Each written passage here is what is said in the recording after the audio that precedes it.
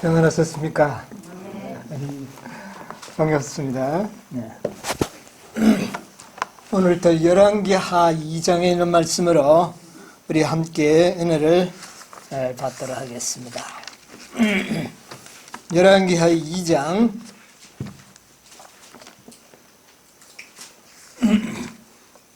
6절로부터 있는 말씀을 제가 읽도록 하겠습니다.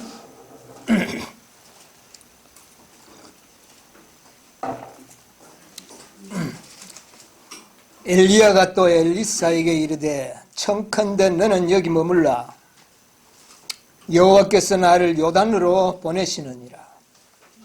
제가 가로되 여호와의 사심과 당신의 혼의 삶을 가르쳐 명세하노니 내가 당신을 떠나지 아니하겠나이다. 이에 두 사람이 행하니라. 선지자의 생도 50인이 가서 멀리 서서 바라보매 그 두 사람이 요단 가에 섰더니 엘리야가 겉옷을 취하여 말아 물을 치매 물이 이리저리 갈라지고 두 사람이 육지 위로 건너더라. 건너매 엘리야가 엘리사에게 이르되 나를 내게서 취하시기 전에 내가 내게 어떻게 할 것을 구하라. 엘리사가 가로되 당신의 영감이 갑절이나 내게 있기를 구하나이다. 가로되 네가 어려운 일을 구하는도다. 그러나 나를 내게서 취하는 것을 보면 내가 보면 그 일이 내게 이루어지려니와 그렇지 않으면 이루어지지 아니하리라 하고 두 사람이 행하여 말하더니 호련히 불수레와 불말들이 두 사람을 격하고 엘리야가 회리바람을 타고 승천하더라. 11절까지는 말씀을 읽었습니다.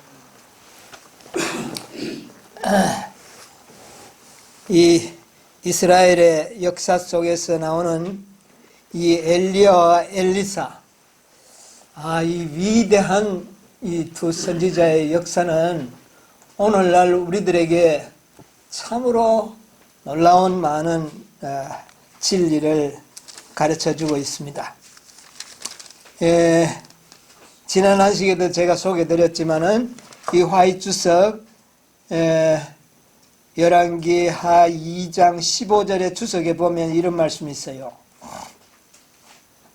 엘리야와 엘리사에게 배울 교훈들이라는 그 말씀 가운데 보면 이렇게 말씀하셨습니다. 우리 백성들로 하여금 우리 시대에 수행되어야 할 사업의 중요성을 이해할 수 있도록 하기 위하여 엘리야와 엘리사의 역사가 말하는 의미를 분명하게 할 필요가 있다. 어느 시대예요? 우리 시대. 바로 이 시대에 우리가 해야 할 일을 분명하게 이해하도록 하기 위해서는 이 두 선지자의 이 역사를 분명하게 이해할 필요가 있다. 엘리야와 엘리사의 생애와 사업으로부터 배워야 될 교훈들은 남녀들을 영원한 반석 위에 세우기 위하여 어디에 세우려고요? 우리를 영원한 반석 위에 세우도록 하기 위하여 애쓰고 있는 모든 사람들에게 많은 의미가 있다. 여러분, 우리가 영원한 반석 위에 서기 위해서는 엘리야와 엘리사의 역사를 이해할 필요가 있다. 그렇게 여기에 말씀하고 있습니다. 자, 이제 엘리야가 하늘로 올라가기 바로 전입니다. 이 엘리야와 엘리사 그리고 선지자 학교의 생도들이 하나님께로부터 계시를 다 받았어요. 이제 곧 엘리야가 어떻게 되겠다고?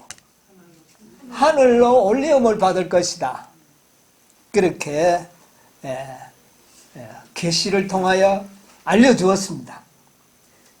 그런데 엘리야는 자기만 아는 줄 알았어요. 자기만 하늘 올림을 받는 줄 그렇게 알았는데 나중에 보니까 누구도 알고 있어요. 엘리사도 알고 있고 또 엘리사뿐만 아니라 이 선지자 학교의 생도들도 그걸 알고 있었어요. 그러나 엘리야는 몰랐어요. 자기만 알고 있는 줄 알고. 그래서 이 엘리야는 이제 자기가 하늘로 올리움을 받기 전에 이제 이 엘리사에게 엘리야는 자기가 사무엘 시대 이후에 이 허물어졌던 선지자 학교를 재건을 했어요. 그 재건을 한 그 학교의 선지자 학생들이 수요가 정확히는 모르지만 상당히 많았습니다.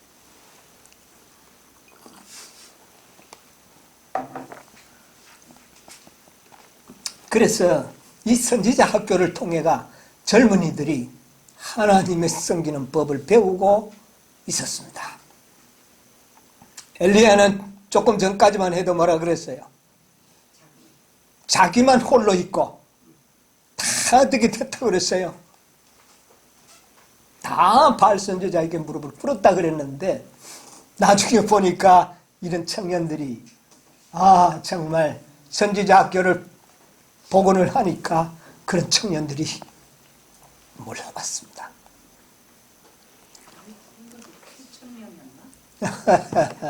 예. 그래서 이제 이 엘리야는 그 하나님의 산에서 하나님으로부터 세미한 음성을 들었죠. 네가 왜 여기 있느냐? 너는 다시 광야로 돌아가 이스라엘로 들어가서 마무리 짓지 못한 개혁 사업을 어떻게 해요? 마무리 짓도록 다시 되돌아가라고 하는 명령을 받게 됩니다. 그런데 세 가지 의무가 주어졌죠. 누구에게? 하사엘에게 기름 부어서 시리아의 왕이 되게 하고 아라 왕이 되게 하고 또 예후에게 기름을 부어가지고 이스라엘의 왕이 되게 하고 또 그 다음에 사밧의 아들 이 엘리사에게 기름을 부어서 니를 대신하여 어떻게 해요? 선지자가 되게 하라. 그렇게 명령을 받게 됩니다. 그래서 이 엘리사에게 제일 먼저 찾아갔습니다. 엘리야가 찾아가서 그를 어떻게 합니까? 쟁기질을 하고 있는 아버지와 함께 농사를 짓고 있는 청년을 불러냅니다. 그래서 그에게 기름을 부어서 자기 후사로 그렇게 삼았죠. 그런데 그러고 바로 엘리사의 사명이 끝난 게 아니라 엘리야는 꽤 오랫동안 이 이스라엘 땅에서 엘리사와 함께 이 개혁 사업을 추진해 나갔었습니다. 그런데 엘리사는 선지자로 부름을 받았는데 처음에 하는 일이 뭐였습니까? 처음에 하는 일이 뭐였어요? 예, 물을 떠다가 엘리야의 손발을 씻는 일을 하는 수종드는 그런 사람으로 일을 하게 됐습니다. 처음 일이 그런 일이었어요. 그런데 엘리사가 이 손발에 물 붓고 하는 거는 되게 보면 사환들이 하고 이렇게 하지 않습니까? 그걸 우리가 보면 그 사무엘이 그랬지 않습니까? 어릴 때. 그랬는데 엘리사는 그런 나이는 아니에요. 중년으로 정말 이렇게 장년인데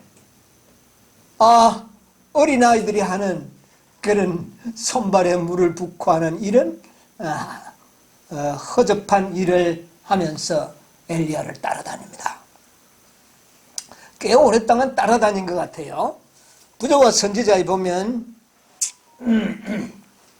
222페이지에 보면 이런 말씀이 있는데 한번 좀 서론적으로 좀 이것을 읽어보는 게 좋을 것 같아요. 선지자 222페이지 이 말씀은 오늘날 우리들에게 꼭 배워야 할 공과라고 생각을 합니다. 이 엘리사의 생애는 우리가 배워야 할 사명이에요. 왜냐하면 엘리야는 셋째 천사의 기별을 상징한다면 엘리사는 계시록 18장 천사를 상징하는 인물이기 때문에 그래요. 그러면 우리가 엘리사가 배워야 했던 걸 오늘날 우리가 어떻게 해야 됩니까? 배워야 하는 겁니다. 그러므로 이 일이 적은 일이 아니에요. 자, 처음에 엘리사에게 요구된 것은 큰 사업이 아니었고, 찾았습니까? 처음에 엘리사에게 요구된 것은 큰 사업이 아니었고 그의 훈련은 아직 평범한 의무로 구성되어 있었다. 엘리사는 그의 선생 엘리야의 손에 물을 부으라는 요청을 받았다. 그는 여호와께서 명하신 것은 무엇이든지 자원하여 하려고 하였고 모든 일에서 그는 겸손과 봉사의 공과를 배웠다. 선지자 개인의 수종자로서 그는 계속 작은 일에 충성을 다하는 한편 날마다 굳센 목적을 가지고 하나님께서 그에게 맡기신 사명에 헌신. 예, 그까지 읽겠습니다. 자, 엘리사가 부름을 받아서 처음부터 위대한 일을 하는 겁니까? 하찮은 일을 했어요. 예, 아주 그 엘리야의 손에 물을 붓고 또 이렇게 아주 그를 돕는 그런 아주 작은 일들을 하기 시작했다 그랬어요. 그리고 수종자로서 작은 일에 충성을 다하는 한편 뭐를 해야 했다고요? 날마다 굳센 목적을 가지고. 여러분, 이 엘리사는 굳센 목적이 있습니다. 뭡니까? 어떤 목적이죠? 엘리야가 성취하지 못한 남아있는 이 이스라엘에서의 개혁 사업을 어떻게 해요? 완수하는 목적.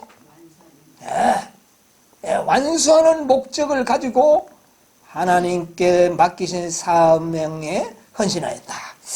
여러분, 우리가 계시록 18장 천사의 기별을 읽어보면 온 땅이 그의 영광으로 어떻게 해요? 환하해지더라. 그러니까 18장 천사가 이 땅에 내려오면 온 땅이 어떻게 해요? 환하해질 것을 여러분 기대하고 있습니다. 많이 그러죠? 그런데 이 18장 천사를 상징하는 엘리사의 이 생애를 보면 처음에 뭐 했다고요? 종로로 타는 걸 배우는 거. 종로로 타는 거. 18장 천사는 처음부터 뭐 두각을 나타내는 게 아닙니다. 반드시 뭐를 해야 되면 종로로 타는 일을 먼저 배워야 돼요. 그리고 확고한 목적을 배워야 됩니다. 종로로 타면서도 확고한 목적이 있어야 돼요. 우리의 이 현실을 이렇게 보여주는 역사를 저는 발견하게 될 때 저는 믿음이 더 확고하게 가질 수가 있게 됐습니다. 18장 천사에 많은 사람들이 오해를 하는데 굉장히 큰 사업으로 단번에 뭔가 두드러지게 나타나기를 기대하는데 엘리사가 하는 일을 보면 전혀 그것이 아니었어요. 자, 그 다음에 엘리사의 이미지가 이스라엘 백성들에게 어떻게 남겨지게 되었느냐 하면은 여러분 그 열왕기하 3장 11절 한번 읽어보실래요? 네, 열왕기하 3장 11절. 여호사밧이 가로되 우리가 여호와께 물을 만한 여호와의 선지자가 여기 없느냐?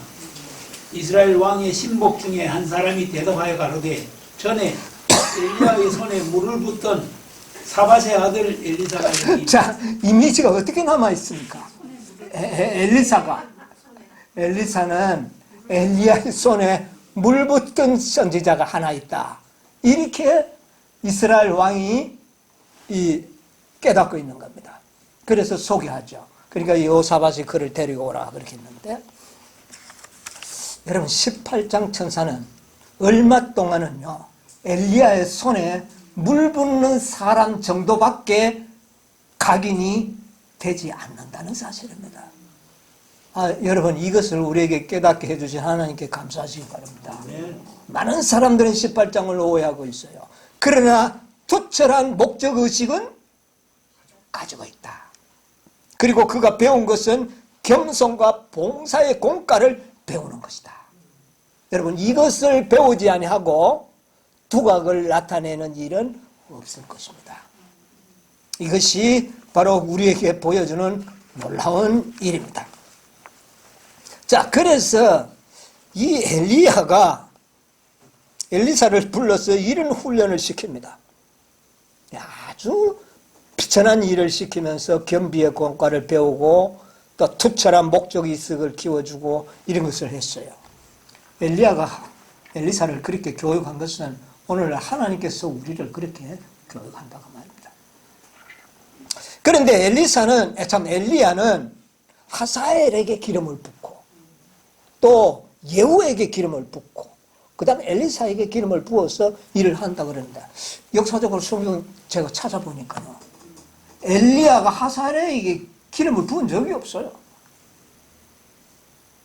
그 다음에 예후에게 기름을 부은 적이 없어요. 근데 누가 부었느냐? 엘리사가 예후에게 기름을 부은 겁니다. 엘리사도 직접 가서 부은 거 아니에요. 그 악한 자에게. 엘리사도 선지자 생도를 시켜가지고 가서 기름을 붓도록 했습니다. 예후에게. 그래서 이스라엘 왕이 되게 하고, 그 다음에 하사엘에게는 사실 기름을, 왜 아람 왕에게 가서 기름을 붓겠습니까? 시리아 왕에게 뭐 때문에 기름을 부어요? 기름을 붓지 않았습니다. 다만 하사엘을 만났을 때 네가 아람 왕이 될 것이라는 하나님의 그 말씀을 가르쳐 준 거예요. 그 말을 듣고 하사엘이 가서 자기의 주 왕인 베나닷을 물젖은 이불로 덮어 씌워가지고 죽여버리고 지가 왕이 되는 겁니다. 그런데 성경에는 다 누가 했다고 그랬어요? 엘리야가 할 것을 이야기했는데 엘리야가 한 게 아니에요. 엘리사가 한 겁니다. 성경에 보니까.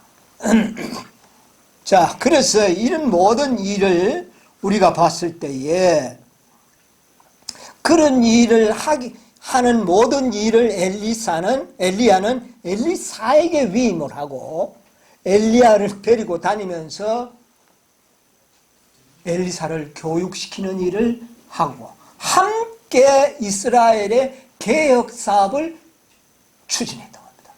자, 우리가 여기 224페이지 선지자 왕 224페이지를 한번 읽어볼게요.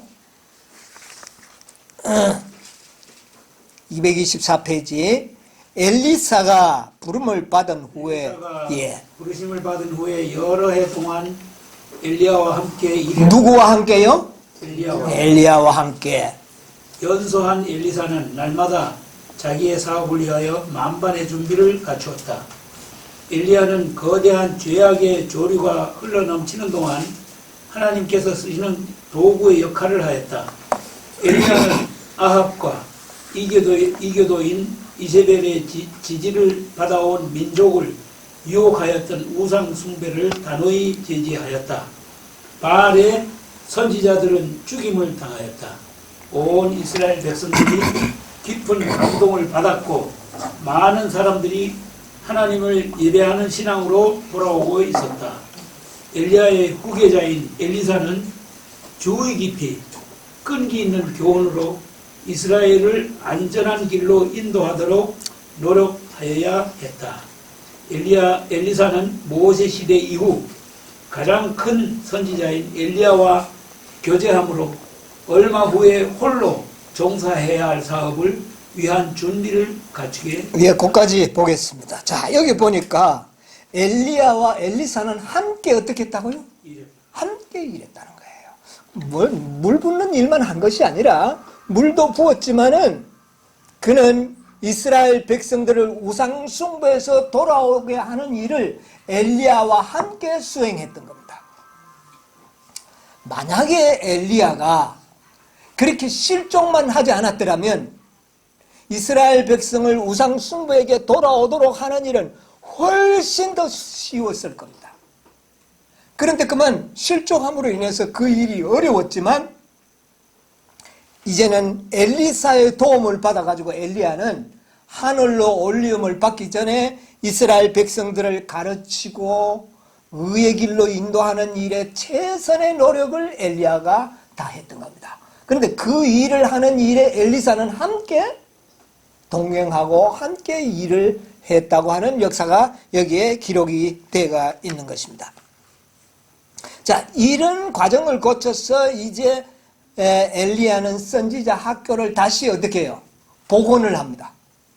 그래서 어디에 먼저 했느냐면 길갈과 그 다음에 베델 그리고 여리고 그 다음에 요단 이런 곳곳에 선지자 학교를 세워가지고 이제 정말 이스라엘 백성들로 하여금 의의 길로 인도하는 이런 개혁 사업을 지금 하고 있는데 엘리사는 이 일을 마무리를 지어야 할 사명을 받게 된 겁니다. 자, 이 정도 어느 정도 딱 하고 난 다음에 엘리야는 이제 어떻게 돼요? 하늘로 이제 들리움을 받게 되는 겁니다. 그 계시를 엘리야와 엘리사 생도들이 다 듣고 이때 계시를 받은 때가 아마 길갈에 있었을 때인 것 같아요. 그래서 길갈에 있을 때 이 계시를 받은 엘리야는 엘리사를 어디에 두고 가려고 합니까? 이제 자기는 어디로 가니까? 하늘로 올라가야 되니까 이제 더 데리고 갈 수 없으니까 너는 어디에 머물러? 길갈에 머물러. 그러니까 엘리사가 뭐라 그럽니까? 예, 그럽니까? 이제 엘리야가 하늘로 올라간다는데 거기서 하직을 해야 될 거 아닙니까? 그런데 엘리사가 하직을 하지 않습니다. 여호와의 사심과 당신의 삶을 두고 내가 맹세하노니 내가 당신과 어떻게 하자? 떠나지 않겠다.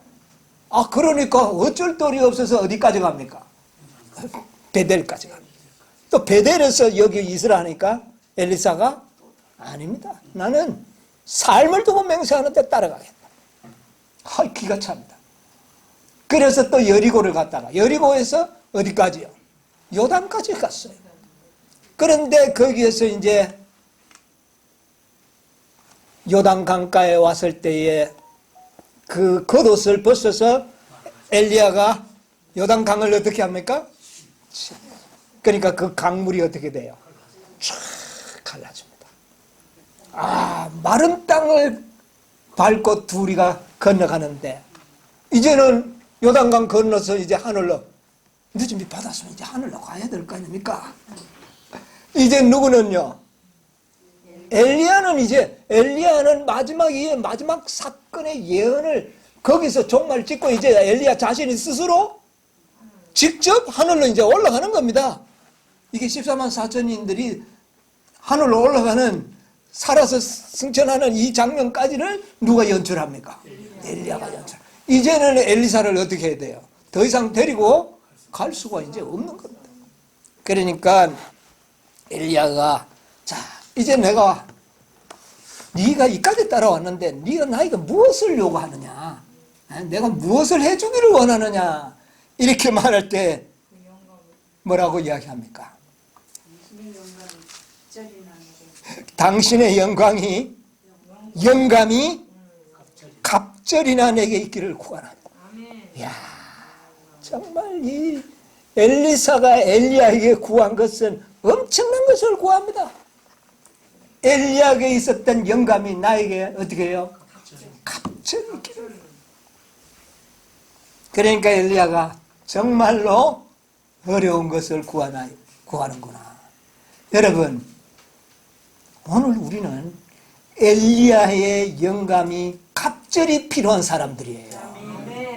이걸 우리가 받지 않으면 이걸 받지 않으면 이 세상 싸움 마칠 수가 없습니다. 이 영감의 갑절을 우리는 받아야 돼요. 네. 이것을 우리에게 보여주는 겁니다. 자, 정말 이 엘리야가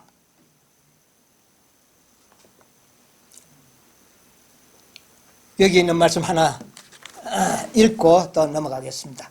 예언의 신이 얼마나 중요한지 저는 이 예언의 신이 너무 좋아요. 네. 자, 선지자 왕 225페이지에서 7페이지까지 있는 내용의 말씀인데요. 엘리야는 모르고 있었지만 그의 승천에 대한 계시가 선지자 학교에 있는 그 제자들과 특별히 엘리사에게 알려져 있었다. 찾았습니까? 예. 한번 읽어보실래요?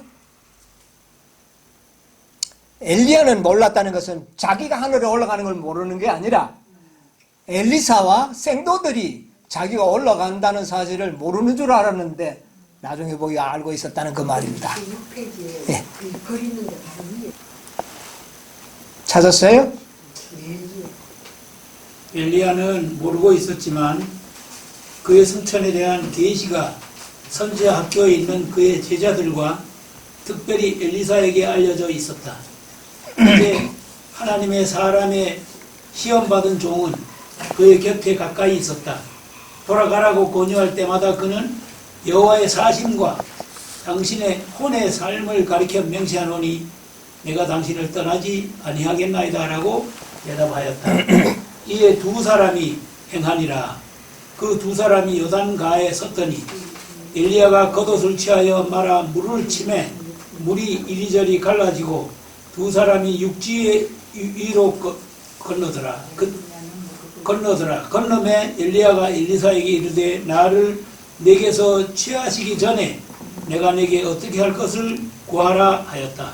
엘리사는 세속적 명예나 세상의 위대한 사람들 중에 높은 지위를 구하지 않았다. 그가 갈망한 것은 승천으로 영광스럽게 되는 엘리야에게 매우 너그럽게 내려주셨던 성령을 풍부히 내려주시는 것이었다. 그는 엘리야에게 임하였던 성령만이 그로 하여금 하나님께서 부르신 자리를 채우기에 적합한 자가 되게 하실 수 있다는 사실을 알았으므로 당신의 영감이 갑절이나 내게 있기를 원하이다 라고 요구하였다. 네, 거기까지 보겠습니다. 자, 이 말씀을 잘 보세요. 그가 갈망한 것은, 엘리사가 갈망한 것은 승천으로 영광스럽게 되는 엘리야에게 매우 너그럽게 내려주셨던 뭐요? 성령을 풍성하게 내려주시는 것이었다. 뭐를 많이 받는 것입니까?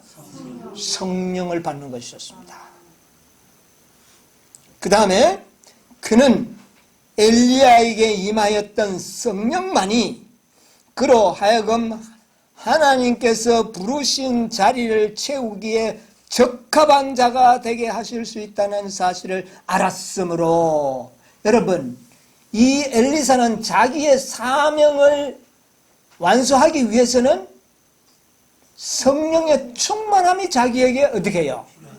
필요했다는 것을 깨닫게 됐다는 것입니다.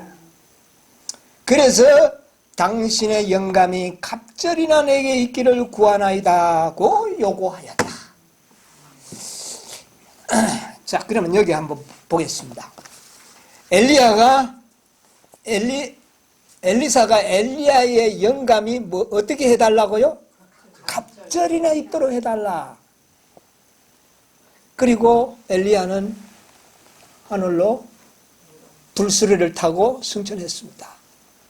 그 다음에 엘리사가 영감이 갑절을 받아 올라가는 것을 보면 어떻게 되리라?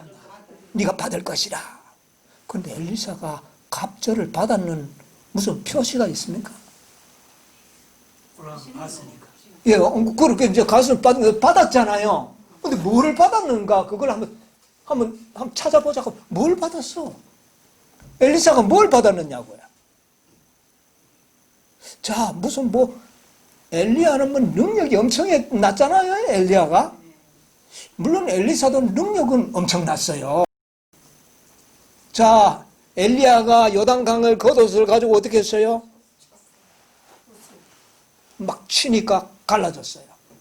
그런데 엘리사가 나중에 선지자가 올라가고 난 다음에 돌아오면서 그 엘리야의 겉옷을 가지고 어떻게 했습니까? 엘리야의 하나님은 어디 계시나이까? 치니까 강이 어떻게 됐어요? 능력은 똑같이 받았어. 이것은 능력이 똑같이 받았다는 증거입니다. 엘리야에게 있던 능력이 엘리사에게도 동일하게, 그러면 배를 받아야 될 거 아닙니까? 그렇죠? 배를 받는 증거가 뭐냐? 배를 받은 증거가 뭐냐? 저는 그래 아무리 봐도 뭐를 배를 받았는지 찾지를 잘 못했어요. 자, 2장 14절로 15절 열왕기하 한번 읽어보세요. 엘리야의 몸에서 떨어진 그 겉옷을 가지고 물을 치며 가로되 엘리야의 하나님 여호와는 어디 계시나이까 하고 저도 물을 치매 물이 이리저리 갈라지고 엘리사가 건너니라. 예, 자, 그리고 난 다음에 15절. 맞은편 여리고에 있는 선지자의 생도들이 저를 보며 말하기를 엘리야의 영감이 엘리사의 위에 머물렀다 하고 가서 저를 영접하여 그 앞에서 땅에 자, 엎드리고. 그 강이 갈라지는 것을 봤을 때 여리고의 생도들이 엘리야의 능력이 엘리사에게 임한 것을 확인했습니까? 안 했습니까? 확인했어요.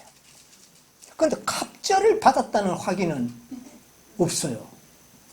뭐 갑절을 받은 게 뭔가? 분명히 내가 올라가는 것을 보면 너는 갑절을 받을 것이다. 똑같이 받은 것은 확인이 됐습니다. 여리고의 생도들에 의해서. 그랬죠? 그럼 갑절을 받은 게 뭔가? 여러분, 뭐를 갑절을 받았을까요? 엘리사가. 성령을 갑절을 받았는데 갑절을 받았다는 증거가 뭐냐니까? 뭐 이적을 엘리야가 행한 이적보다 20갑절 더 높은 이적을 행하고 이렇게 한 겁니까? 이적을 행한 걸 보면 오히려 엘리야의 이적이 더 위대해 보여요, 저는. 하늘의 문을 닫기도 하고 열기도. 어쨌든 능력은 동일했어요. 그럼 갑절로 받은 증거가 뭐냐? 갑절의 성령을 받았다는 증거가 뭐냐? 많은 사람들이 오늘날 뭐를 받기를 원합니까? 성령 받기를 원합니다. 그런데 성령을 왜 받으려고 하는지 목적이 뭔지를 알아야 됩니다. 성령을 받기를 원합니까? 왜 받으려고 합니까? 하나님의 그 하시는 사업에 끝까지 다 마칠 수 있어. 예, 우리가 받은 바 사명을 적임자가 되기 위해서는 엘리야에게 임했던 성령의 갑절이 필요한 겁니다. 아멘. 선지자왕 227페이지에 엘리야가 이 시대의 표상인 것을 말씀하셨는데, 엘리야는 그리스도께서 재림하실 때 지상에 살아있어 죽음을 맛보지 않고 마지막 나팔에 호련히 순식간에 변할 성도들을 예표한다. 그러니까 분명히 엘리야와 엘리사는 마지막 이 시대의 표상이라는 것을 볼 수가 있죠. 그런데 죽음을 맛보지 않고 이 말을 가지고 이제 죽은 자는 안 들어간다고 많이 이야기합니다. 요거 잠시 제가 좀 여러분들에게 설명을 하고 넘어가려고 이 말씀을 제가 읽었습니다. 엘리야가 다시 돌아왔을 때, 세미한 음성을 듣고 다시 이스라엘 계급사를 돌아왔을 때 이세벨이 가만 놔뒀을까요? 내가 저 엘리야를 죽이지 못하면 맹세하면서 죽이려고 했잖아요. 그런데 몇 년 동안 이세벨은 이 엘리야를 죽일 수가 없었습니다. 그러나 엘리야는 하늘로 승천하기까지 늘 사망의 음침한 골짜기를 다녔어요. 이 이세벨의 무서운 그 음모, 잡히면 죽는 그런 죽음의 그 음침한 골짜기를 다닐 수밖에 없었어요. 그러나 죽음을 어떻게 해요? 죽음을 보지 않고. 사형 선고를 예, 사형 선고는 이미 받고 사는 형편이었어요. 그러나 뭐는 보지 않고, 죽음은 보지 않고 하늘로 승천했다. 이 말입니다. 이 말은. 아멘. 그러면 마지막 때도 뭡니까? 죽을 수밖에 없는 운명에 처해 있던 이들이 엘리야처럼 죽음을 어떻게 해요? 맛보지 않고 하늘로 올라갈 것이라고 하는 이 말씀입니다. 여러분 무슨 말인지 이해하시죠? 아멘. 네. 14만 4천인에 대한 분명한 여기 코멘트가 여기에 나와 있는 거예요. 그러니까 그런데 이것은 모르고 어떻게 하다가 죽어버리면 인은 받았는데 그만 인이 없어져 버리고 14만 4천 자격에서 탈락된다고 이렇게 가르치는 오늘 잘못된 가르침이 있다고 하는 것입니다. 그게 아니에요. 아주 위험하고 그런 가운데서도 사명을 완수한다는 겁니다. 14만 4천인들이. 예, 우리가 야곱의 환난 때, 일요일 법령 때 죽음을 무릅쓰고 우리의 사명을 완수하고 죽지 아니하고 하늘로 내가 승천할 것에 대한 모본을 여기서 보여준 겁니다. 예, 이것을 아주 부조와 선지자 왕에 보면 이걸 간단하게 이렇게 여기 기록을 해놨어요. 그러니까 그 모든 앞뒤 문맥을 보면 엘리야가 어떤 생활을 살았다는 것이 기록이 되어 있습니다. 예, 그래서 이것은 바로 마지막 때의 14만 4천인들의 그 생애를 보여주는 그런 영감의 글이라는 것을 알게 됩니다. 자, 이것은 이제 여기서 그치고, 자, 그러면 영감의 갑절을 분명히 받았는데 그 영감의 갑절을 받은 것이 무엇인지 성경을 가지고는 그냥 봐가는 아무리 봐도 저는 모르겠어요. 그래서 영감의 갑절을 받은 게 뭔지를 이 분명히 마지막 선지자가 말씀을 해 주셨을 것 같아서 찾아봤습니다. 예. 근데 편지 93, 1902년도에 엘렌 G. 화이트는 이런 말씀을 기록했었어요. 이 말이 화이트 주석 열왕기하 2장 9절 15절의 주석으로도 기록이 되어 있습니다. 찾아보시면 되겠습니다. 거기 보면 이런 말씀이 있습니다. 엘리사는 엘리야에게 임하였던 영감의 갑절을 받았다. 네, 받았다고 기록하고 있습니다. 받았다. 그 안에는 엘리야의 능력이, 자, 능력은 똑같이 받았다 그랬죠? 능력이 그리스도의 영에 온유하고 자비하며 부드러운 동정심과 연합되어 있었다. 그리고 이게 뭡니까? 자비, 겸손, 동정, 이거는 뭡니까? 품성입니다. 그리스도의 영이 그 속에 있었다는 겁니다. 그 말은 그리스도의 품성이 엘리사에게는 있었다. 여러분, 성령의 갑절을 받은 결과가 뭐냐면 품성이다 그 말입니다. 이걸 분명히 알아야 되는 겁니다.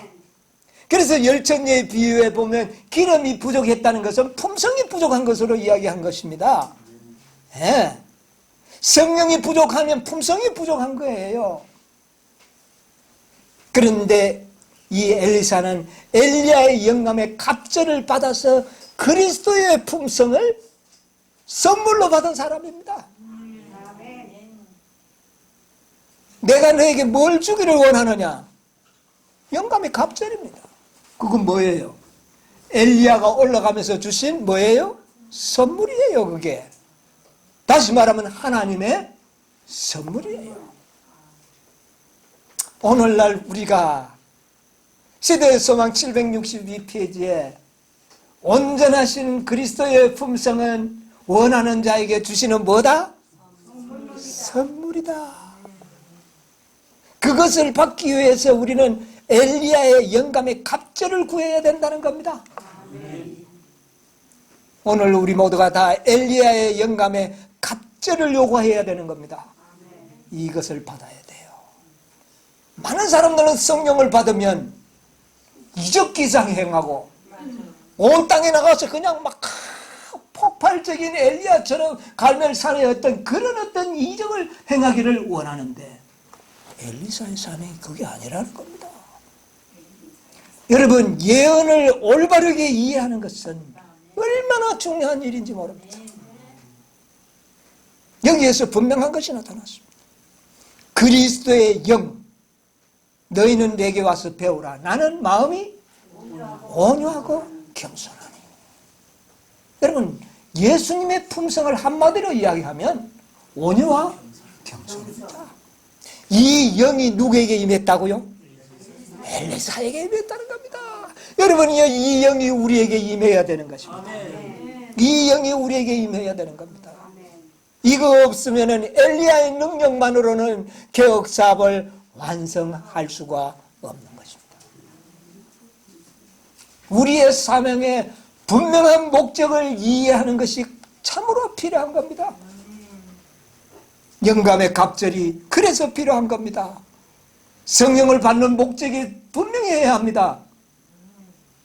우리에게 그리스도의 영이 임하도록 하는 것입니다.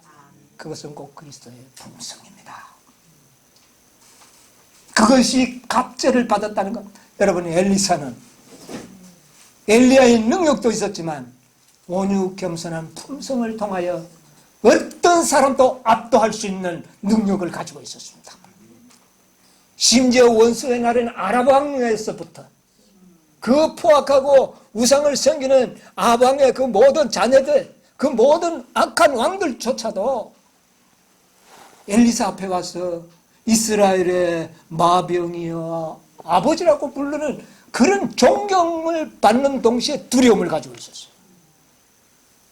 이것이 영감의 갑절을 받은 증거들. 그리고 아랍 왕들이 엘리사를 죽이기 위하여 쳐들어왔죠. 그때에 엘리사가 어떻게 합니까?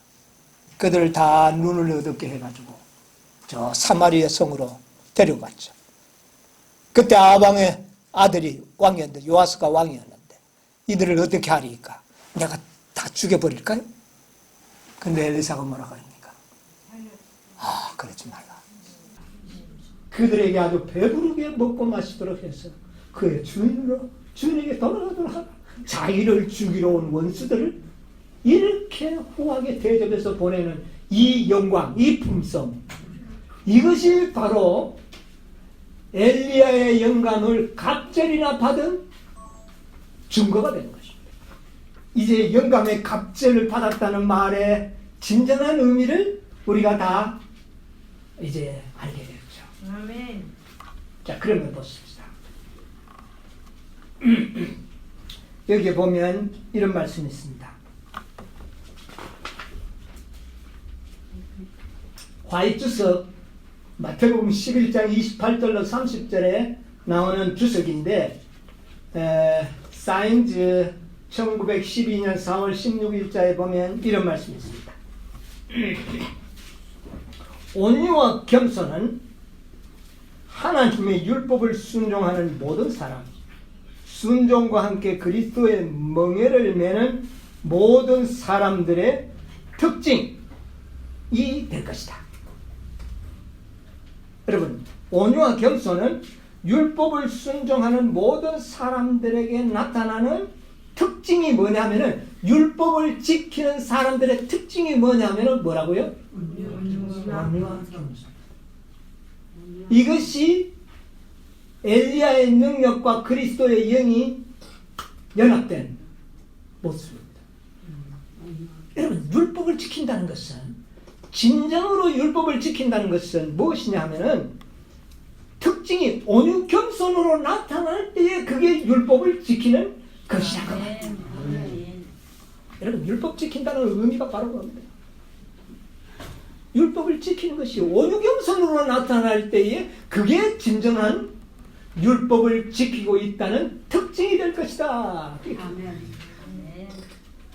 그리고 그리스도를 섬길 때 그 바람직한 결과인 평화를 가져올 것이다. 여러분, 이런 자들에게 뭐가 주어지느냐면은 평화가 좀. 여러분 뭐 그냥 뭐 율법을 범하면서 복음은 가짜 복음을 믿으면서 기뻐하는 그런 기쁨과 평화는 선지자 왕 590페이지에 있는 말씀 590페이지에 말세에 하나님의 백성들은 세상에서 가증한 일들로 인하여 단식하고 찾았나요? 90? 예, 590. 통곡할 것이다.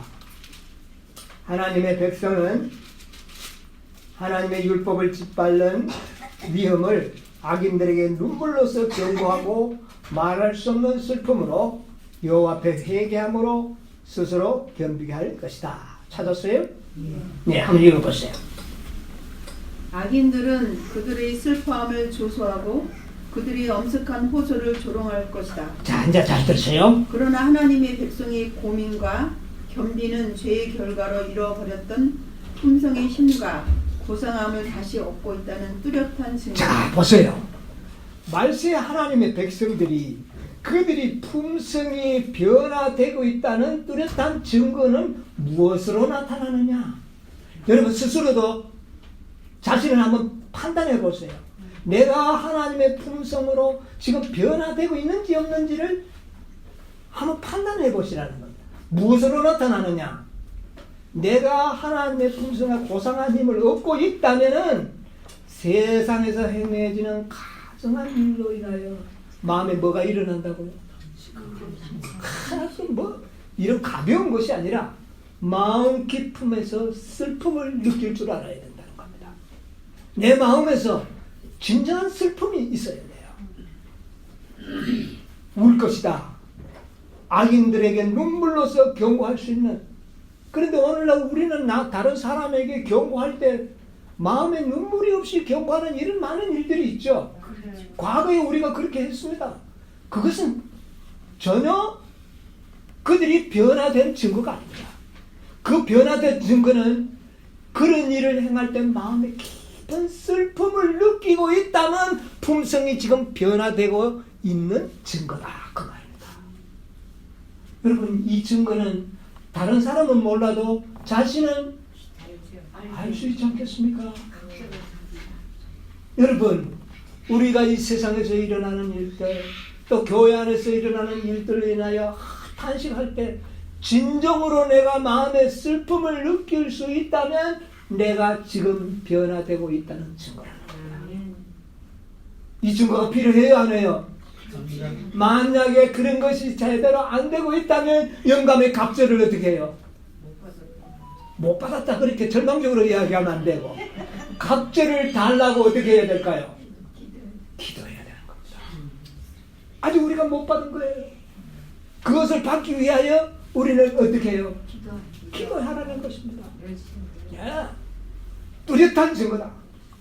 그리들이 그리스도께 더 가까이 가고 그들의 눈이 당신의 완전한 순결함에 고착되어 있는 까닭에 그들은 그처럼 분명한 죄가 극악함을 분별하는 것이다. 온유와 겸손은 성공과 승리의 어떻게 해요? 조건들입니다. 여러분 이것이 있어야 비로소 성공하고 승리할 수 있다는 거예요. 네. 온유와 겸손이 없다면 승리가 이룰 수 없다는 거예요. 우리의 영적 상태를 분별할 수 있는 이렇게 분명한 말씀을 주신 하나님께 우리 감사해요. 아멘. 기도합시다. 주실 겁니다. 아멘. 예, 엘리사에게 주셨던 것처럼 우리에게 주실 거예요. 예, 이거 받아야 됩니다.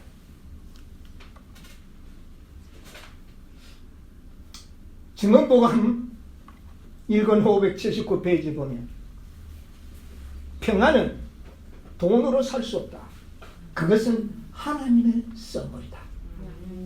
평안은 하나님의 선물입니다. 그것은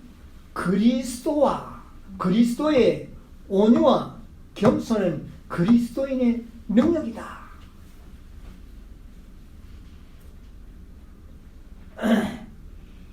이 모든 것들 중에 순결한 마음 곧 감사와 평안이 깃든 성품만큼 하나님께서 보시기에 귀한 것은 없다. 그러면 이 평안은 어떤 마음에 주어진다는 겁니까? 온유하고 겸손한 자들에게 이 평안이 주어진다. 수고하고 무거운 짐진 자들아 다 내게로 오라.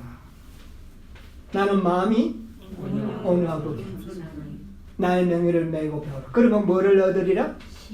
그게 평안. 그 평안이에요. 그게 뭐냐면은 온유 겸손한 마음이 내 마음 속에 있을 때 그런 쉼을 얻게 된다. 이게 엘리사가 갑절로 받은 은혜.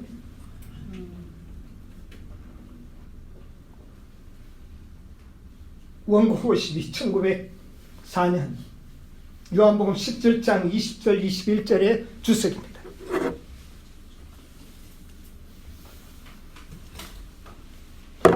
우리의 마음이 겸손하고 그리스도의 학교에서 온유와 겸손을 배워왔다면 좁은 길을 밀고 나갈 수가 있을 것이다. 어떤 자들만이 좁은 길을 갈 수 있다고요? 온유와 겸손을 배운 자들만이 좁은 길로 갈 수 있을 것이다. 좁은 길 깡다구로 가는 게 아니에요. 뭐를 배운 자들만이 간다고요? 온유와 겸손을 배운 자들. 그 다음에 교회증언 5권 475페이지에 가는데 이런 말씀이 있습니다. 마음의 온유와 겸손은 힘과 승리를 얻는 조건이다. 여러분, 온유와 겸손이 없으면 결코 뭐 하지 못한다? 승리하지 못한다. 여러분, 온유 겸손은 필수적인 조건입니다. 온유 겸손. 온유. 여러분, 온유가 뭡니까? 산상보문에 보면 부당한 대우를 받으면서도 무시를 당하면서도 조롱을 받으면서도 온유하고 부드러운 마음과 태도를 갖는 것이 온유라고 그랬어요. 그런데 온유해버리면 무시를 당하는데도 아무렇지가 않는 겁니다. 그러니까 뭐가 있어요? 마음에 평안이죠. 온유와 평안을 배우지 못한 자는 무시당하면 아무리 평안하려고 해도 안 돼요. 속에서 부글부글 끓어서. 그러니까 뭐를 배워야 된다는 겁니까? 온유와 평안을 배워야 돼요. 겸손을 배워야 되는 겁니다. 이거 배운 자들은 그런 대우를 받을 때도 마음에 쉼이 있다. 그건 누가 실천했느냐면 예수님께서 실천했잖아요. 아무리 그를 조롱하고 아무리 무시하고 아무리 뭘 해도 그의 마음에 평안이 있었어요. 그래서 나는 마음이 온유하고 겸손하다. 내게 와서 배우라. 이걸 배워야 되는 겁니다, 여러분. 그걸 배울 수 있는 영감의 갑절이 18장 천사에게 약속되어 있는 겁니다. 아멘. 자, 또 보세요. 이거는 목사에게 보내는 증언 456페이지에 있는 말씀인데 아주 중요합니다. 모든 복음은, 우리가 가르치는 복음은요, 그리스도께로부터 그분의 온유와 겸손을 배우는 것 속에 들어있다. 복음의 목적이 뭐라는 말입니까? 우리를 어떻게 만드는 거예요? 그리스도의 품성, 곧 온유와 겸손 속에 복음이 모든 것이 다 들어있다. 우리가 온유 겸손을 배우면 복음을 온전히 배운 것이다. 그렇게 말하시는 거예요. 그러니까 복음의 목적이 바로 우리를 그리스도와 같이 온유하고 겸손하게 만드는 것이 복음의 뭐다? 목적. 재창조가 뭡니까? 우리를 하나님의 형상으로 다시 만드는 것이거든요. 하나님의 형상이 뭡니까? 이 땅에 오셔서 보여줬는데 그게 온유와 겸손. 자, 그렇게 말씀하시면서 이런 말씀이에요. 믿음으로 말미암는 칭의는 무엇인가? 믿음으로 말미암는 의가 바로 온유 겸손을 배우도록 하는 것이다. 무엇인가? 그것은 인간의 영광을 티끌 속에 던지고 인간이 스스로 힘으로는 할 수 없는 것을 인간을 위해 행하시는 하나님의 역사를 믿는 것이 믿음으로 말미암는이다. 우리가 이걸 스스로 할 수 있다고요? 할 수 없어요. 그런데 누가 하시겠다는 겁니까? 예수님이 그리스도께서 행하실 것이라는 겁니다. 아멘. 그러므로 우리는 그 사실을 어떻게 해요? 믿음으로 받아들여. 그게 믿음으로 말이야. 인간의 영광을 티끌 속에 던져버린다. 교회 증언 2권 566페이지에는 말씀. 우리가 참된 온유와 겸손을 소유하면 우리는 그리스도 안에 깊이 잃어버린 바 되어 소홀히 여김을 받을 때나 경멸을 당하는 것을 마음에 두지 않게 될 것이다. 뭐를 소유하게 되면? 온유와 겸손을 소유하게 되면 우리가 그리스도 속에 깊이 잃어버린 바 된다. 그러면 경멸과 또 소홀히 여기고 무시당하는 일이 아무런 마음에 두지 않게 될 것이다. 우리는 비난을 듣지 못하게 되면, 그렇게 될 때 비난을 듣지 못하게 되면 논리가 모욕을 보지 못하게 된다. 그런데 우리는 자꾸 그게 보이죠. 아직까지 그게 들리죠. 우리가 아직 들려요. 영감의 갑절을 우리가 구해야 되겠습니다. 엘리사는 그 영감의 갑절을 받았어요.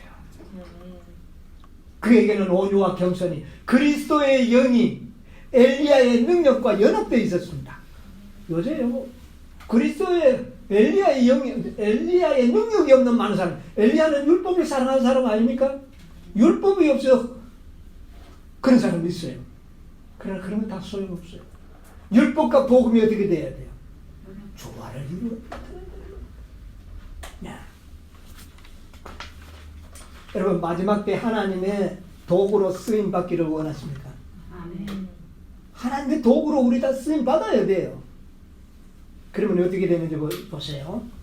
원고 165페이지 1899년 화이주석 민수기 12장 3절에 있는 말씀 한번 찾아보실래요? 네. 여기 보면 하나님이 쓰실 사람을 이렇게 정해놨습니다. 민수기 12장 3절 주석 원고 165 1899 민수기 4장? 12장 3절. 모든 위정자들보다 자, 더 거기 보면 모세. 모세는 하나님의 백성들의 지도자로 제일 그 뒤에 보면 있을 겁니다. 모세는 하나님의 백성들의 지도자로 세움을 입었던 사람들 중에서도 가장 위대한 사람이었다. 그는 하나님께로부터 크게 존귀를 입은 사람이었다. 그 까닭은 그가 애굽의 궁정에서 얻은 경험 때문이 아니라 그가 사람들 가운데서 가장 온유한 사람이었다. 왜 가장 위대한 사람이었다고요? 사람들 가운데 가장 온유한 사람. 가장 온유한 사람이었기 때문이다. 그 다음에 하나님은 그와 담론하시기를 사람이 친구와 말하듯이 얼굴과 얼굴을 마주 대하여 말씀하셨다. 하나님께 높임을 받기 원하는가? 이 질문 잘 들으세요. 하나님께 높임을 받기를 원하는가? 그러면 겸손하게 되라. 하나님의 사업을 추진해가는 사람들은 그들의 겸비함으로 모든 다른 사람과 구별되어 겸손으로 다른 사람과 차별이 나야 된다. 뛰어나게 겸손한 사람에 대하여 정말 뛰어난 겸손한 사람에 대해서 그리스도께서 이렇게 말씀하신다. 그가 믿을 만한 사람이다. 그는 정말 믿을 만한 사람이다. 어떤 사람? 겸손한 사람. 예. 그를 통하여 내 자신을 세상에 나타낼 수가 있겠다. 아, 저렇게 겸손하다면 내가 저를 통하여 내 자신을 나타낼 수 있겠다. 그는 단 한 올의 이기심이라도 이 이기심이라는 실도 그 피력에 짜넣지 않을 것이다. 겸손한 사람들. 내가 세상에서 내 자신을 나타내지 않았을지라도 예, 예수님이 스스로 나타내지 않았을지라도 그에게는 내 자신을 나타내라. 이런 자들과 일하겠다는 겁니다. 여러분 마지막 늦은 비에 큰 해치는 일할 자들이 어떤 사람인 것을 이제 이해하시겠습니까? 아멘. 예수님이 그런 사람들에게 자기 자신을 나타내겠다. 이런 겸손한 자들과 내가 함께 일하겠다. 아멘. 아멘. 이것이 18장 전사가 준비해야 할 믿음인 것입니다. 여러분 시대소망 762페이지에 완전한 품성을 개발하시고 원하는 자에게 어떻게 해요? 선물로 주신다. 이제 그 말의 의미를 아시겠습니까? 선물로 받은 자들은 어떻게 돼야 될까요? 온유 겸손하게 되는 겁니다. 선물로 받았다면 온유 겸손으로 나타난다니까요. 이게 바로 영감의 갑절을 받은 증거입니다. 아멘. 여러분 다른 사람이 영감의 갑절을 받았는지 아무도 몰라요. 왜? 거짓 겸손도 있고 거짓 온유도 있고 다 있기 때문에 다른 사람은 몰라요. 그런데 자신은 아마 알 겁니다. 내가 참으로 겸손한지 내가 온유한지. 네? 만약 부족하다면 기름을 어떻게 해요? 더 달라고 영감의 갑절을 달라고 기도해야 되는 겁니다. 이럴 때에 슬기로운 처녀가 되는 거예요. 여러분 오늘 우리 모두 정말 이런 영감의 갑절을 정말 구할 수 있는 그런 엘리사와 같은 종들이 되시기를 바랍니다. 아멘. 우리는 이게 필요합니다. 우리는 다른 거 요구하지 마십시오. 오직 우리는 그리스도의 영이 정말 나와 함께 하게 해달라고 간절히 기도하고 소원하는 자들에게 하나님께서는 허락하십니다. 아멘. 엘리사에게 하나님께서는 그렇게 놀라운 축복을 받은 것. 엘리사에게 주셨다면 우리에게도 어떻게 해요? 주실 것입니다. 아멘. 우리도 받을 것입니다. 아멘. 그렇게 원하고 기도하시면 분명히 하나님께서 주실 거예요. 아멘. 이 놀라운 축복을 다 받아 누리시고 온유 겸손의 그리스도의 영이 함께하고 있음을 온 세상에 알게 하는 그런 축복받은 사람들이 다 되시기를 바랍니다. 아멘.